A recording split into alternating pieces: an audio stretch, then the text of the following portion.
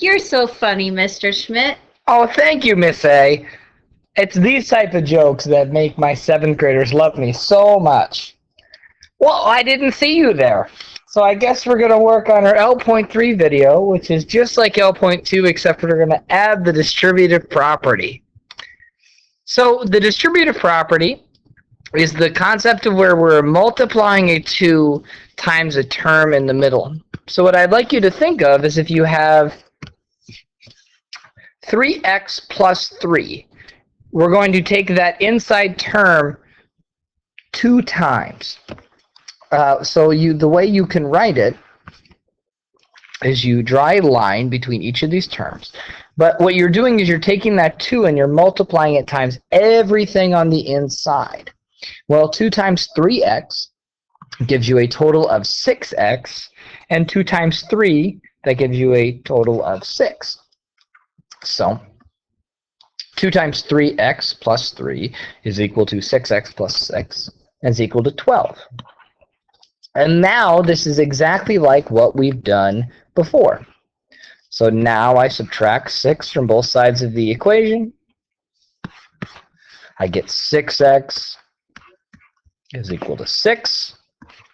And then when I divide by 6 at the end, my answer becomes x is equal to 1.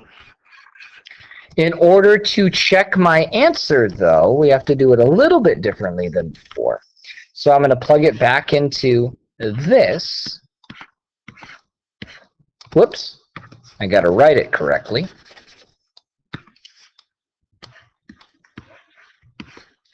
So what we want to do now is we don't have to do the distributive property when checking, because we just want to figure out the entire inside term, which becomes 3 plus 3. So we end up getting 2 parentheses 6 is equal to 12. Well, 2 parentheses 6 means 2 times 6 is equal to 12. That is true. So we are all done. So we're going to do a couple more examples that involve the distributive property.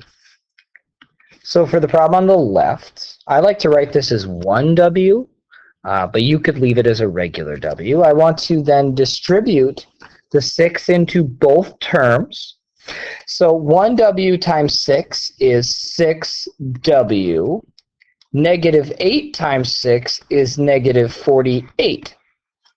So if you notice, I did 6 times each of the inside terms, and that is equal to negative 24. Once again, just like what we've done before, I'm going to add 48 to both sides. So I end up getting 6w is equal to 24. Now I divide by 6 on both sides, and I get 1w is equal to positive 4. And now to check my answer, I'm going to plug it back into the original equation. 6 parentheses 4 minus 8 is equal to negative 24. 4 minus 8 is negative 4. So I get 6 parentheses negative 4 is equal to negative 24. So the question is 6 times negative 4 equal to negative 24? And that is true. So our answer is correct. So w has to equal negative 4. Let's try one more here. So I want to distribute the negative 3 times each of the inner terms. Negative 3 times a positive 3x, that becomes negative 9x. Negative 3 times positive 4 becomes negative 12.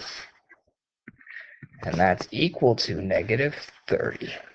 So once again, I distribute the negative 3 to each term inside the parentheses. And now I'm going to solve it like the section 2 problems. So I'm going to add 12 to both sides. So I get negative 9x is equal to negative 18. Now I divide both sides by negative 9. So I get positive 1x is equal to positive 2. Ton of negatives floating around, but the answer ended up being not too bad. So now let's check our answer.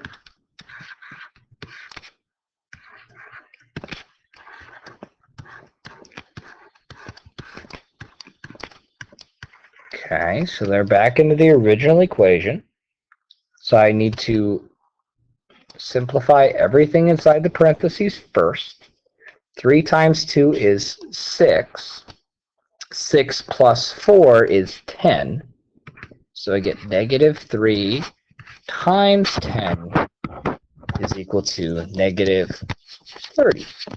And is that true? Well, negative 3 times a positive 10 is equal to negative 30, which means that our problem is correct. All right.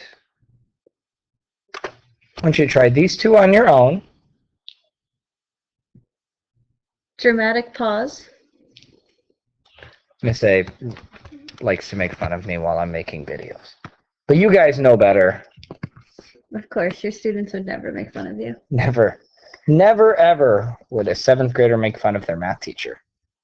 So we are back to the problem on the left, and we get 8y minus 4 is equal to 12. After doing the distributive property, I then want to solve the equation like we've done many, many times before. And so on the problem on the left, I end up getting y is equal to positive 2. Then I plug it back into the equation. 2 times 2 minus 1 is equal to 12. 2 times 2 is 4. 4 minus 1 is 3.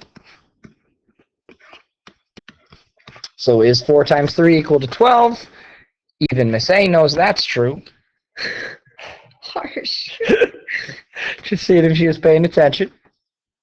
If anyone's still watching the video, too. That's true. I would have stopped by now. So now we are going to distribute on the problem on the right.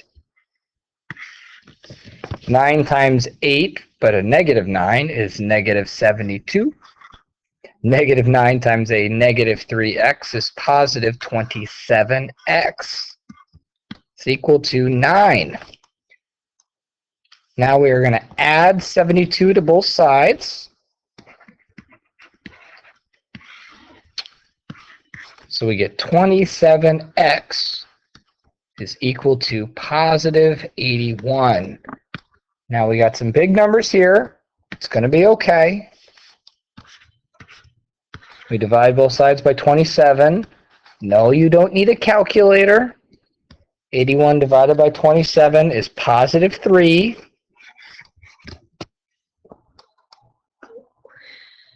Okay, so now we check our answer.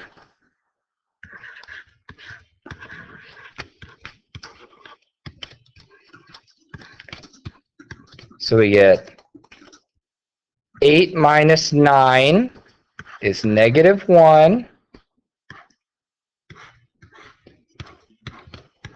Equal to 9. So we end up getting negative 9 times negative 1 is positive 9. So this is true. So if there are any questions, you can ask me. There are a short set of notes on the website, and we can work through any questions that you might have.